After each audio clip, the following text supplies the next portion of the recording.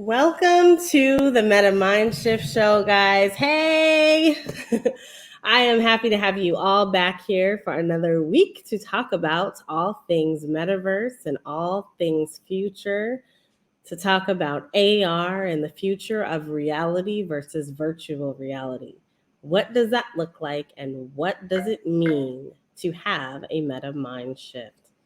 My name is NiKole Maxwell. Some people call me technical, others call me the Metaverse Goddess, and you can call me your guide to the metaverse. I am extremely happy to have you here, as I am always every week. If you are watching at home, please don't forget to like and subscribe, and then get on Twitter, Instagram, Facebook, and everywhere else that you social mediaize yourself, and invite a friend to follow. I am very happy to let you know that, you know what, we're in the metaverse, and the metaverse is not exactly here, but there are some folks doing some really great things in the metaverse. It is coming, and it is coming fast, like a freight train almost. Sometimes it just seems like things are moving so incredibly fast in this space. But this space is something that is new, but kind of isn't.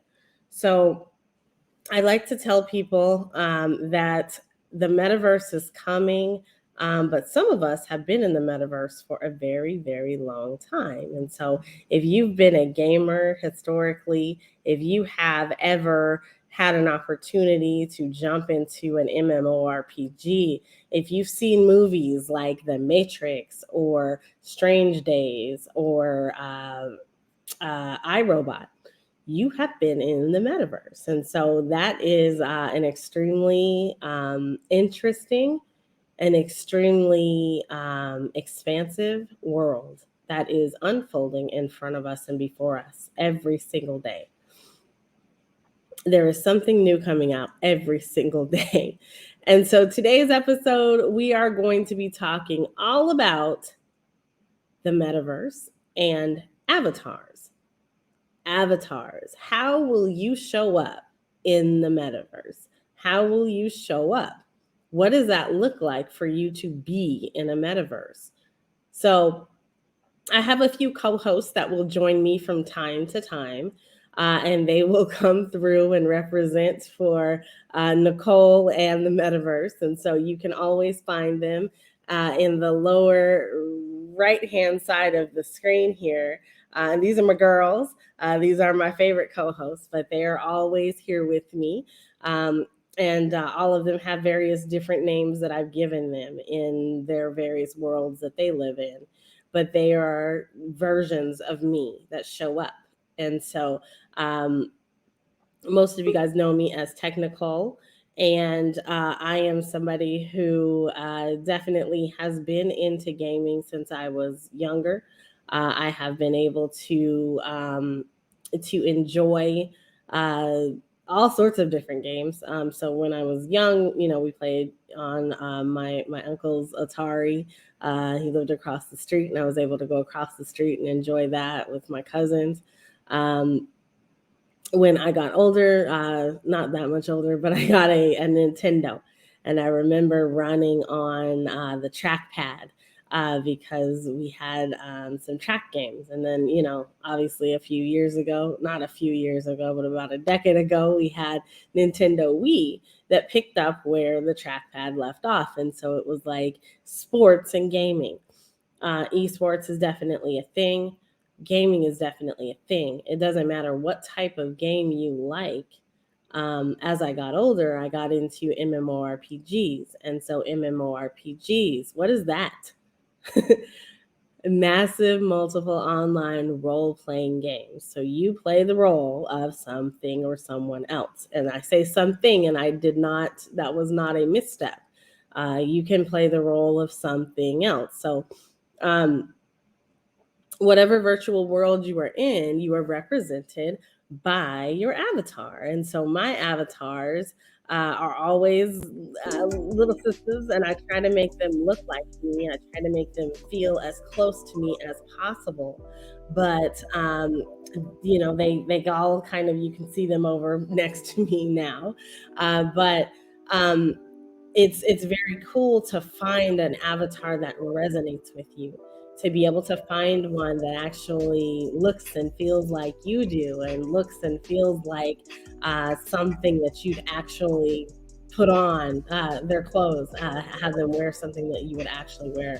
A couple of weeks ago, if you've been watching the show, or you caught us on the replays on Spotify, Hulu, Roku, anywhere that your video broadcasts and podcasts are available, you probably saw Cospreneur. Cospreneur is an artist. She is a seamstress, a real life seamstress, and she is also an NFT digital artist. And so she was able to take her sewn jackets, so jackets that are physically worn, and she created models of those in 3D form. And when you do that, that is something that is called a phygital, because it is a physical attribute that is linked to a digital, and that's how it gets its name, a phygital. And you are also able to then take that one step further and create a wearable. And so a wearable is an item that your avatar can wear in in a virtual space. So we got a lot of acronyms, a lot of words coming through today. But your NFT wearable can be worn by your avatar. And so I have several examples of these. You can check out my LinkedIn, and I will post that up for anyone who wants to see it. But it'll be in the comments. But also, you can go out right now and purchase these in your favorite decentralized metaverse, because the decentralized metaverse is the one that allows you to actually own the digital assets that you have. In a centralized space, you own it, but so does your publisher. So you buy it, but the publisher retains the rights for that particular item or artifact that you have. So you can buy a watch, and your avatar can wear it. And what's really cool about the decentralized space is, once the decentralized metaverse becomes a reality, you are going to be able to take your NFTs from one place to another.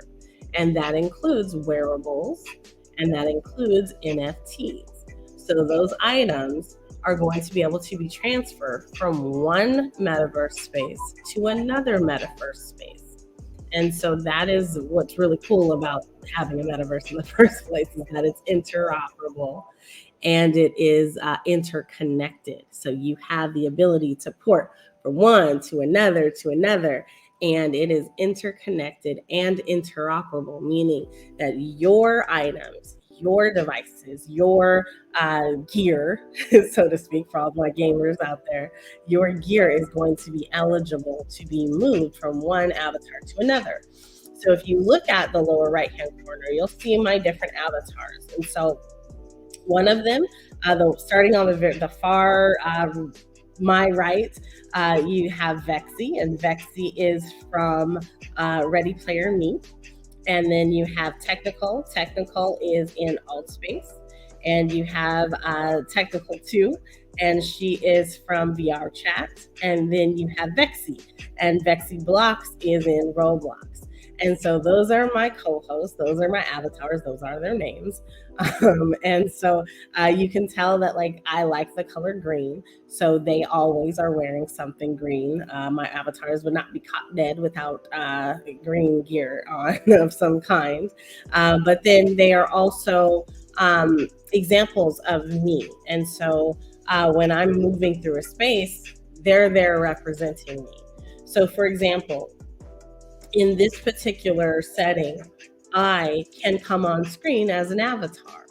In this particular setting, If the future is that Microsoft Teams is developing a way for us to be on screen in our avatars. And so they're coming up with a whole regime of different little avatar prototypes that you can create and that you can model after yourself and use those in virtual spaces. Over the course of the beginning of the year, I had the pleasure of being the producer for a conference that ran for 31 days. And so in that conference, we had lots of great discussion about the metaverse and the future of the metaverse. And I was able to come on screen as an avatar. And in that situation, it's not just coming on screen as an avatar. That's not the same thing as me being in a world and just happening to look at the screen while I'm streaming it. That wasn't what was happening there.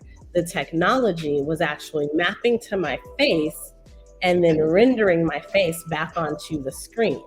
And so it wasn't just following the avatar, it was actually following me and mimicking my facial mechanisms and the way that I work. So we are going to get very cozy with our avatars, and it is projected that avatars are going to be a humongous part of the future of the metaverse. And so your wearables and what you put on on a daily basis on your avatar is going to be important. So I want everybody to really think about the avatar that you have and how you show up as an avatar, and what that can look like. Lots of people have fears about the metaverse. And so let's talk about that for a minute. A lot of people fear that the metaverse is going to replace you in some kind of way or replace your reality, and don't want that. I had a whole conversation this week with a whole room of people who I didn't realize were talking about the metaverse, but I walked in and, I was hearing all sorts of fears about, what people are going to be able to do with their kids and how they're going to be able to disconnect, and how people fear the super interconnected version of the metaverse, which is the extremely interoperable piece where there's actually a link included in your body. I fear that personally. That is not something that I personally want. I am not a proponent of the Neuralink type of metaverse experience and rolling that out to the world. To me, that puts us one step closer to a matrix type environment where we don't have decentralization at that point. We have a hive mind.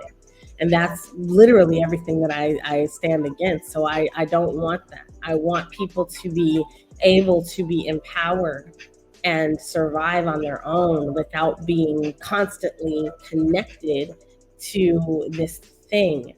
And if you are connected, if you choose to be connected to the metaverse, then in that moment, you own and retain your data. And so that's the piece that's extremely important to me, is that we as people retain the right to transact our data with other elements and other sources and other avenues. And so as we're looking forward to the future, we're thinking about how we're going to show up in these virtual spaces. We think about AR, that is augmented reality. Augmented reality is where reality changes in front of you. And so you can imagine rolling down the street or walking down the street and seeing someone's face come up on a billboard as you're walking. That is augmented reality. Virtual reality. So you can also, have an augmented reality experience in your living room. If we have enough time today, I will take you through one of those. If not, be sure to subscribe to my Spotify, because on the Spotify, you're going to get access to that additional bonus footage. So make sure that you are doing that, and I will put up the links for that here in just a second. But I also want to just let you know that, you can do things right now. The future is here, It's just very early on. So there's not a whole lot built out. You can definitely experience the metaverse if you would like to. You can definitely pull some AR, augmented reality, into your living room and play with it. You can also jump into VR. We've seen VR. We saw VR last week with Warrington Hudlin, and we are going to continue to see VR, which is virtual reality, as we head into other metaverse experiences and expansions. But what's really cool about VR is, and either form, I guess, you have the option to have an avatar, and so that avatar represents you in that virtual space. That happens on both browser-based virtual instances and also in an actual headset. Uh, Unfortunately, to me, this is unfortunate. This is a huge miss in my opinion. Um, the VR situation, a lot of times the only avatar you see is your hands. And so you have your hands before you. And so that's all you see. One of my favorite things to do is ride a roller coaster.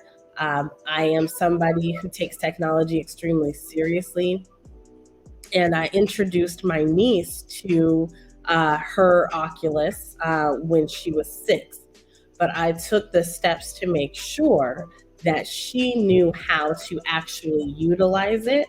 And I streamed the whole first month of her gameplay onto the TV in front of me so I could ensure that she was doing things in a way that she wasn't getting sick and wasn't being over inundated with the depictions in her head. And also, you have to make sure that because each kid is different, just like each adult is different. Adults have a hard time in VR, and so in VR, some adults get sick, and so you want to make sure that if you have kids, this is a total sidebar, but if you have kids, you want to make sure that those kids are responding and reacting in a way where they're okay. So keep them safe for sure. But a good way and a good tip for every parent out there, if you are thinking about introducing your kids to VR, do it in a layered fashion.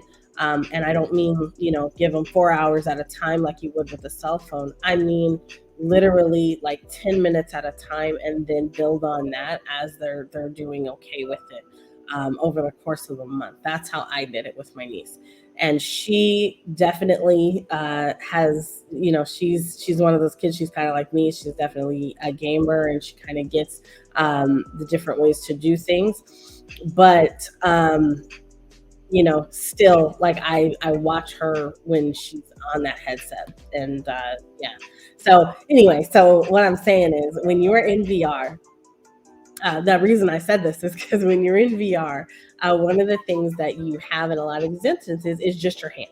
So you have just hands, and you can't see anything else. And so that's all that represents you, which is kind of okay because you're facing forward anyway. But I like to see my whole entire avatar. In my favorite roller coaster game, my roller coaster experience, not game, all I see is my hands. And so when I let my niece do that, the first thing she said was, "Look, Auntie, my hands are brown." And so I used to tell the story all the time, but she resonated with the fact that her hands look like her. And so I think that when you're creating an avatar, when you are thinking about your avatar, a lot of people tend to be able to create avatars that look like them. But for us as a people, that is sometimes not possible. We have things, and this again follows gaming. We have things like our skin types and skin tones to consider. We have the bridges of our noses. They just, for some reason, cannot get them right in gaming and in VR. That has been a historical problem. And things are getting better, but the more widely adopted avatar formats, they just look pale, and they don't resonate the honeydew and the dip that we have.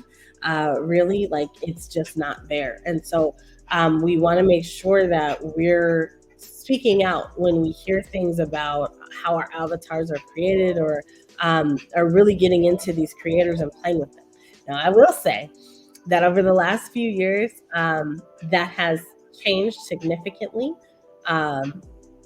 MetaHumans came out, and MetaHumans is by Unreal Engine. Oh my gosh, MetaHumans changed the game. You look and feel just like a human. And so you guys have seen deep fakes out there. Deep fakes are definitely a thing. But when it comes to your avatar can look dead on like you if you wanted to when you create it with that MetaHuman creator. And you can also create other people. And so, there's some problems with that too, ethically. Like, do you really want to create an avatar of your ex-girlfriend and walk around with her face on yours all day? And does she want you to do that, more importantly? Because that's just weird. So, we have a lot of different things that can be done and could be done. But, people are coming up with really cool use cases for their avatars. Speaking of the Matrix, MetaHumans were used for the Matrix. So there was a whole project surrounding the Matrix when it just came out. The last version that came out here over I guess it was spring. But MetaHuman avatars were out there and created for the Matrix. And so I'm going to show that really quickly. If I can find it on my screen, I'm going to show it. And so we have some really cool things that are able to be created and able to be utilized. And we're seeing movies come to reality. And so I think that that's an absolutely extremely cool use case for things like avatars. Speaking of avatars, we've also had the Avatar movie. So Avatar movies, you guys have seen avatars for a very long time. You may not have known that that's what you were looking at, but that is definitely what you knew could be a possibility if you ever watched Avatar the movie. So this is actually one of my Matrix avatars, and she is an avatar that was created. I got her after the big hype fest, but there is a whole series of avatars that are out here for the Matrix, and you can see them right here. Like, this is literally what they look like. They are utilized to gamify the idea of the Matrix. And so there's a really cool game that you can play where you get EXP, or what we call experience, for leveling up your avatar in a Matrix situation. And so that is something that's really, really cool that's actually going on right now. My avatar only has 100 EXP because I stopped playing because I was just like, all right, I'm done. But there are folks who've been playing this game for months, and so every couple of weeks they get it, or every couple of days they come in and they get some EXP from their actual avatar, just growing up, kind of utilizing gamification of an actual event. And so eventually there will be a metaverse, and eventually that metaverse will utilize these avatars in that space. And so, maybe you'll be Trinity. I don't know. But avatars are definitely a thing, and definitely a part of our future. Avatar the movie, there is a new version coming out. So if you didn't know that, stick around, because in a few months, the new Avatar will be rolling out. I want to say it's coming out in December, but don't hold me to that. Definitely check it out, though, because we're in a space now where we weren't necessarily before, and those avatars are going to be able to, you're going to just look at them a little bit differently. So I think that is really, really cool. And yeah, so thinking about avatars some more, we have a whole lot of things that are happening in our present day when it comes to avatars. So in the last few weeks, crazy things have been happening with avatars. They have been all over the place. So we're going to have a message from our sponsors, and then we are going to come back and we're going to talk about avatars, and we're going to talk about them just a little bit more so that you can understand kind of what you are in for when it comes to creating your avatar and being represented by an avatar in a virtual space. So let's go ahead and we're going to go over to a video from our sponsors.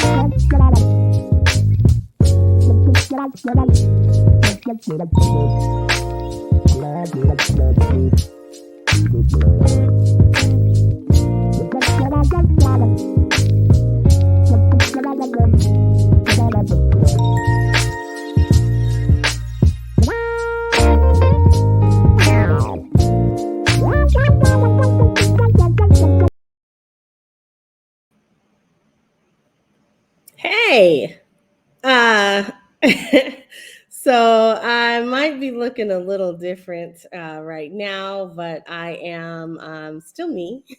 This is one of my avatars, and I'm happy to present her to you today. Hoping that she's looking a little okay, but she looks like she's a little stuck in her position right now. But this is Vexy, or I'm sorry, this is Technical, and yeah, you guys. So I am right now, I am streaming my avatar, and she is right here in front of me, and I'm trying to get her positioned in the right way. There we go. But this is an avatar. So you're hearing me talk, and you are seeing the camera capturing my face, but rendering her as my avatar on screen. So it's a little off. And so, yes, it definitely needs some work, but these technologies are out here, and they are being utilized right now. This is a specific technology that I used way back in 2016. Not Ready Player Me, but I did use the technology behind this, and I was able to stream my gaming experiences to YouTube. So, we have some really cool stuff that has been around for a very long time, and people just haven't necessarily used it. So, if you'll see like her little hair right there, like she has a green bow, her arms do not work. So that's not true. She does have the ability to do some arm movement. So let me see if I can get her to move again. Nope. So she does have some functionality when it comes to her actual ability to move around. She can wave and say hello, and you can't see that. There we go. Let's try that again. You can wave and say hello. It's a little weird, but she can do it. And you can also, say, hey, yeah, good job. And she's a dancer too, just in case you didn't know. That's how I get down. But yeah, it is not nearly as good as actually being in the experience. When you are in the experience, you can actually you're actually there, and your avatar experience feels just like it's you walking around in a certain space. And so when you're looking at things, you actually have that 3D view, and you're able to see in front of you and around you. If you are in an immersive space, you're also able to look up and look down and look all around. Uh, and so you're able to do things, but be represented by an avatar. And so this is important for various reasons. That avatar is, to me, is one of the most important pieces of a virtual experience. And that's because when you find an avatar that like really, really, really, really resonates with you, like you feel like it's you. And so it doesn't feel like this often disjointed kind of thing. There was an experience that I had, and people just kept telling me, they're like, "Oh, this is an amazing experience. Go in, go in, go in." And the minute I got in there, my avatar looked, and I'm gonna just say this, she looked a hot mess, and I could not, for the life of me, get her to look the way that I wanted her to. And it wasn't me being vain. It wasn't like, oh, they didn't have the right shade of lipstick. It was things like, I'm a female and I wanted to look feminine. And all of the avatar prototypes were really just dudes, like in girl skin. It was weird. And so I couldn't get the shapeliness, I couldn't get the soft feminine touches that I would apply to my own avatar.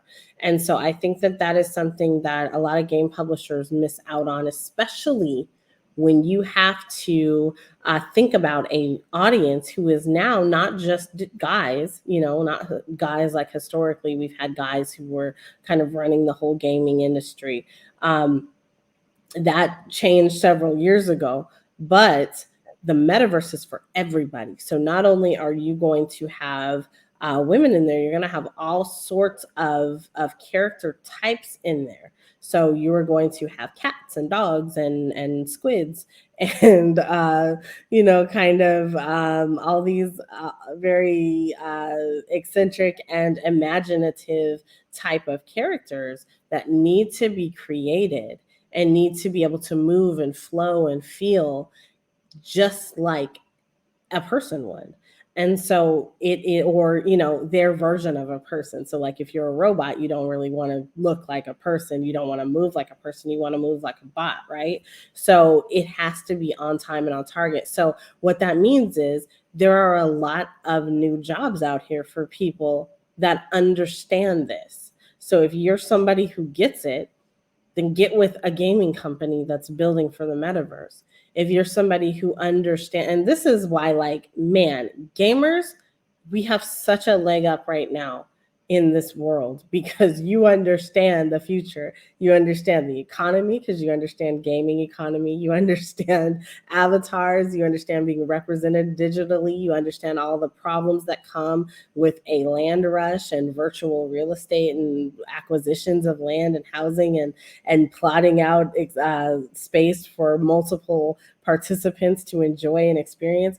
Gamers are going to love the metaverse. And so our job as gamers is to make sure that everybody else understands and loves it as well. And so that is what today's show is about, is avatars and how you show up and how you show out and what it looks like to actually be an avatar in a metaverse type of situation. So we got a situation, and we're going to see if we can find a good way to create an avatar for us today. So I'm going to share some things with you so that we're all on the same page. And so one of those things, I'm going to share my screen again. So y'all got to see this, okay? So if you haven't been paying attention, over the last few days, the VMAs went off. I think it was on the 26th or 28th. The VMAs happened, and the VMAs went virtual. Y'all, they went into the metaverse. And so the VMAs were held in Fortnite and places like Roblox. They were literally everywhere, and you got to see your stars in virtual spaces. And this little clip that I'm about to share is from your stars in a virtual space. Now, check this out. Normally, I would give these two particular characters literally no playtime at all, but it goes with the theme of avatars today. So I am going to share this.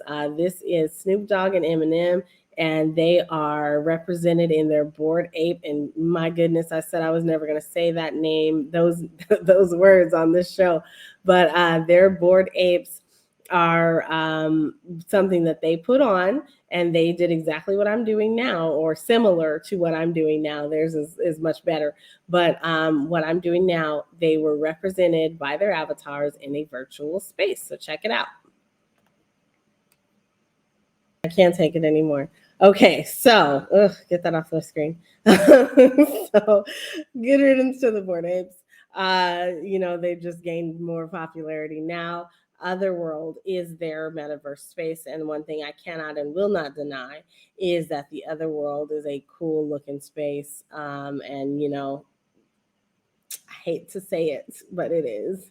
That is actually a space where I would quite enjoy myself, but I can't bring myself to do it because it's Bored Apes. So moving on, we have a lot of news headlines involving our avatars this week. So this week, not only did you see the VMAs debut and talk about Fidgetals, which again, Fidgetals, that real virtual digital combined type of NFT, that is also something that you saw.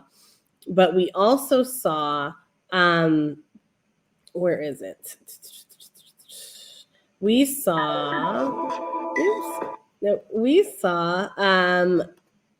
my gosh, where'd it go? We saw our first record label, our first avatar gets signed to a record label. And wow. So first of all, wow. People are calling this AI, but I call it an avatar, but we'll go ahead and call it AI for the sake of the story. This AI avatar bot is a rap artist. And so I will just call it that, a hip hop artist. And it's interesting to say this, but it got signed to a record label, and I'm not going to mention that record label because you know how y'all know how they do with their name and stuff. So I'm just going to say that the record label signed an avatar via an AI type of I don't even know what to call this, but it was an interesting story. And ironically, and interestingly enough, they actually backed out of the agreement. So not only did they sign the avatar to the label, they then dropped the artist from the label, and I can't call it an artist. They dropped the AI from the label within a week. And so what happened there is that the avatar, or the person behind the avatar, was showing up as a Black avatar and a Black rapper, and in reality was not a part of the Black community in any kind of way. And so this is something we've seen. Folks call this blackface. And this avatar has committed blackface, and it is an atrocity to all Black people everywhere. Interestingly enough, he was signed to a record label when there are so many artists out here struggling, trying to make a way and make space in the NFT space for themselves to be here and to be a part of a record label or a deal. So the artist, Kyle the Hooligan, first of all, perpetuated Blackness in a way that is unacceptable. And the mockery was great enough that he somehow found himself with a record deal because of it. Now, I think that is atrocious and should be sanctioned in some kind of way by somebody who actually can do that, somebody who's bigger than me, because it's an assault on every artist out there. And maybe these guys did have talent of some kind, but why do you have to appropriate our culture and then put it out there? Or not even culture, I can't call that culture, but they appropriated hip-hop culture and then put it out there in a mocking kind of way as this avatar. And interestingly enough, got signed to a record label. Like, I can't believe that happened. They should all be ashamed for not doing due diligence, especially in a space where it's like, yo, all we talk about all day long is due diligence, right? Like, due diligence and doing your own research. Like, those are things that we get serious about in this space. And so when you're not serious about that and you come to this space and you play, and then you turn around and kind of just stink up the whole deal, we're not happy. And that's where we're sitting right now. We are not happy. So shame on all of y'all, everybody involved. So I want to talk a little bit about we've got another $1 billion company coming to play in the avatar fashion marketplace space. Genie is launching, or has launched, an NFT fashion marketplace. So they are a digital avatar startup. They earned a $1 billion valuation from heavy-hitting tech investors, including Silver Lake and Mary Meeker's Bond Capital, during their raise. And they were just announced last April. So now they are launching a full-on fashion marketplace. So when I say that my avatar needs to look good when it's in these virtual spaces, I'm not kidding. You heard me say that. $1 billion for a marketplace. So let's keep that in mind as we are figuring out where we are heading and what we are about to do in these metaverse spaces. Disney has come to play again.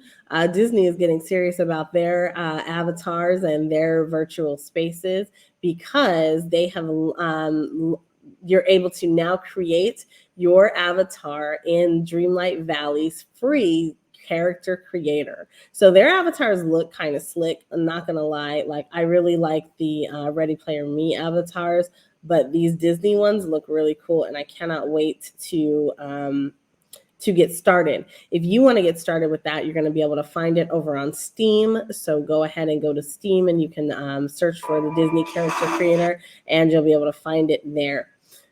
So yeah, we've got a lot of really cool things happening in this space.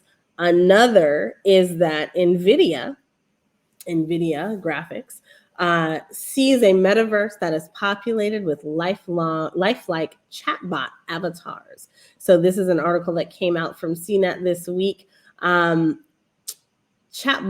What is a chatbot? So in the metaverse and in virtual spaces and in gaming, you not only have the avatar that you are represented by, the avatar that you hang out with and look like inside of your virtual space, but you also have, in gaming, it's called a non-playable character. In other spaces, it's just called a bot or a drone, or kind of a droid. Other places they call it a chat bot, but you have this avatar who looks just like it could be one of your characters in a game, but it's really just this other thing that's powered by technology. So there's no human behind it, technically speaking. So it's programmed with specific lines of script and code and things like that. And so what I find really cool about this is that they're coming out and saying, hey, we're going to have these all over the place. And so, when we're thinking about the metaverse being for everybody, and we're thinking about the future of jobs and jobs going digital and virtual, there has long been discussion about these technical bots and drones and technology taking over humanity and human-powered jobs.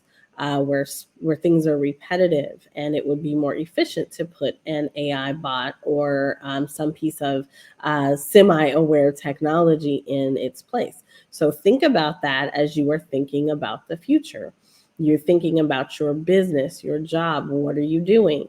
So maybe you need to go and skill up somewhere. Maybe you are, kind of in danger of actually losing a position due to bots and replacement technology. So that is all something that is happening, and that has nothing to do with the metaverse. That was happening well before we started talking full scale about the metaverse. So those conversations are ongoing. They have been happening. You can see them in customer service, and you can see it happening in places like fast food, where workers are actually being replaced with technology. So those things are definitely happening across the board. Be aware, be alert, shift your mind, stop thinking that this stuff is not happening, because it is. So let's talk a little bit about what types of avatars you are going to have in these spaces. So we talked about the avatars, we talked about kind of what types of different things are coming, and how you're going to move around represented by this virtual thing in these virtual spaces.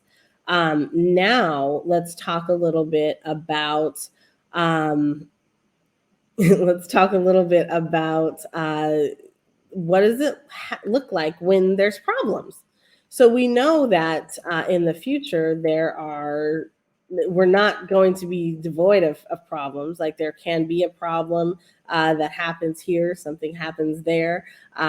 It just happens, so it happens. That's actually a saying, right? But what do we do in a virtual space when the internet hiccups and we're frozen?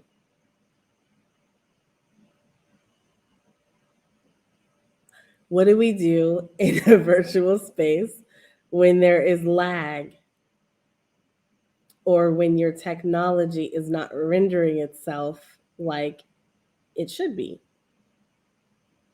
What do we do when there is an internet outage and the internet doesn't work anymore, and your avatar just suddenly poofs and is gone from the world in the middle of a presentation or the middle of some type of activity?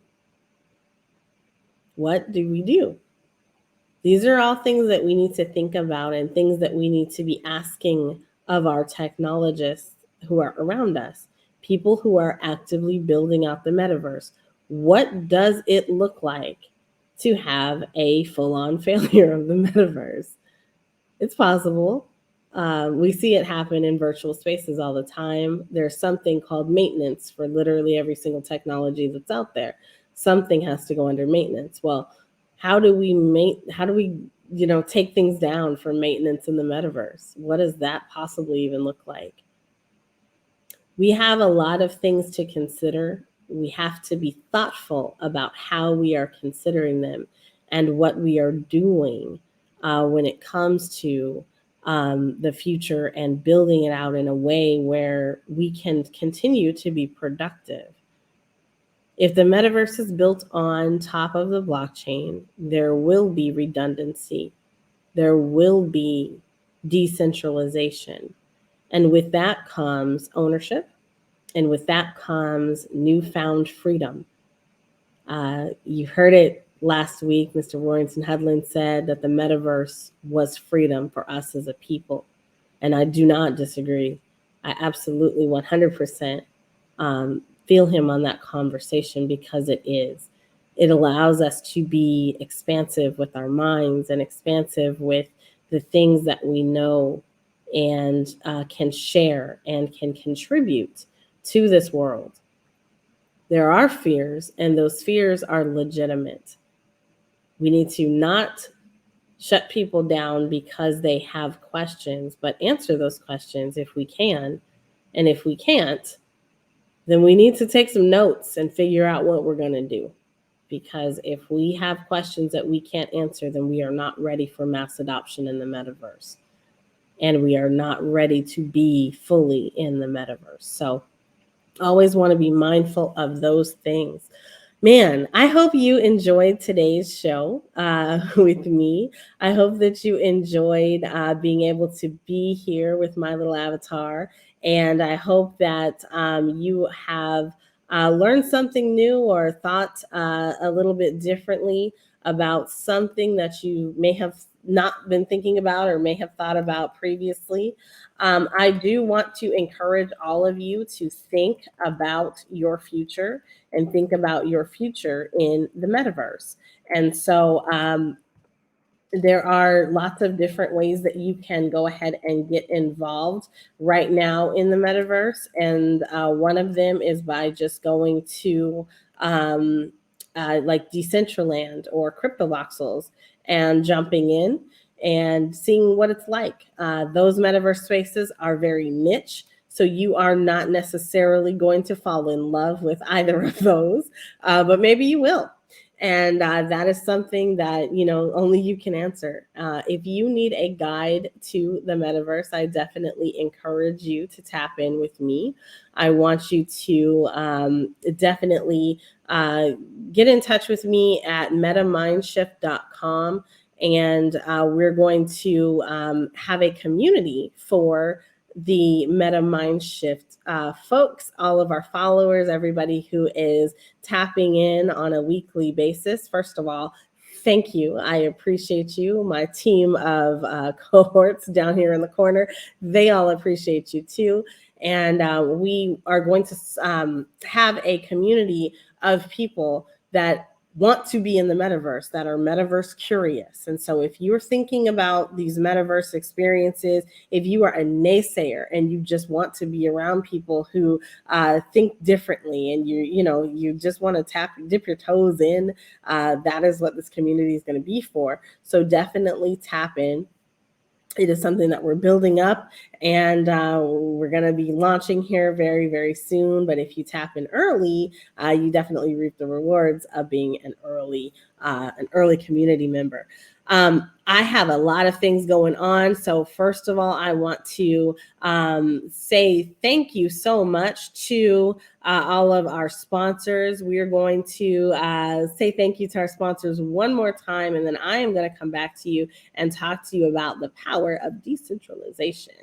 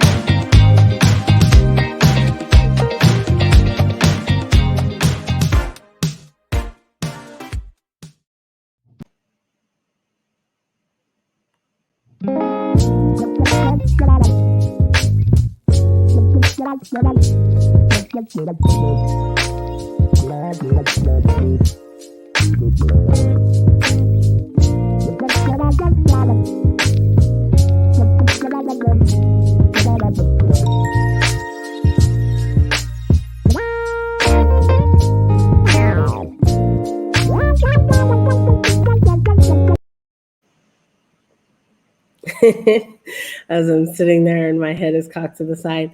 Hey guys, so the power of decentralization, that is a conference that is coming up soon. And that conference is definitely one that we want to tap into. You are invited, all of you are invited to come to that. It is going to be available at blackverse.io, and you're going to be able to go to blackverse.io/summit. And that is where you will find tickets for the Blackverse Summit. So what is the Blackverse Summit? The Blackverse Summit is a 2-day summit where we are going to talk about the power of decentralization. So, the power of decentralization. What does it mean to be decentralized? What does it mean to move forward in the future in a decentralized manner? That is what the Blackverse Summit is. You're going to be able to check that out and participate and jump into some of these metaverse spaces. And so we've got several metaverse spaces. I'm not committing to a number yet, but we have several metaverse spaces, both in browser-based instances and in your VR headset that you are going to be able to experience. You do not need a VR headset to enjoy this event, so please do go out on Eventbrite and capture or search for the Blackverse Summit Power of Decentralization Conference that is happening on September 15th and 16th. Scrolling across the bottom, previously you saw the Black Business Olympics that is coming September 19th through the 25th. Yes, Black business owners, we are going to be on the front and forefront of everything that is happening. I want to invite all of you guys to tap in to the Blackverse Summit and to the Black Business Olympics. We are currently still looking for speakers. So if you are a speaker and you have a Black business that you own, then we want you. So please tap in at blackbusinessexpousa.com. I want to quickly say thank you to all of our sponsors. So thank you, Black Multiverse Enterprises, Blackverse Metaverse Community, Technical Consulting, Black Business Expo, Black Business Network, and Black Business Olympics, as well as thank you to Miss Artsy in VR. You are fantastic. I also want to say thank you to the EE Testing Center. Be sure that you like and subscribe no matter where you are. Please, if you are listening on the replays, subscribe to receive backstage information. You'll also get access to the backstage area for select candidates every single week.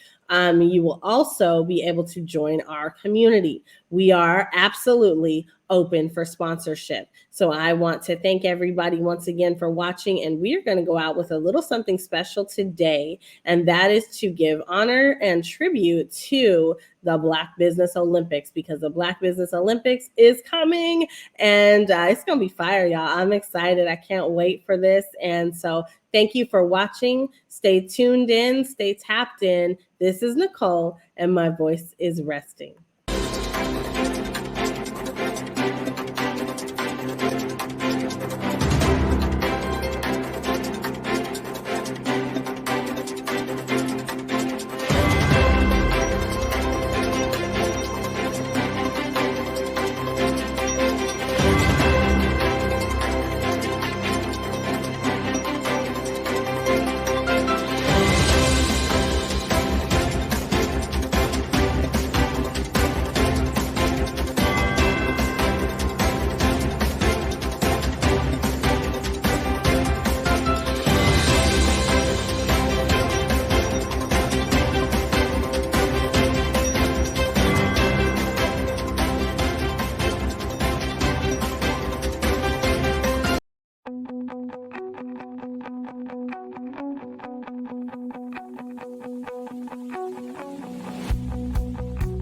I am Black Business.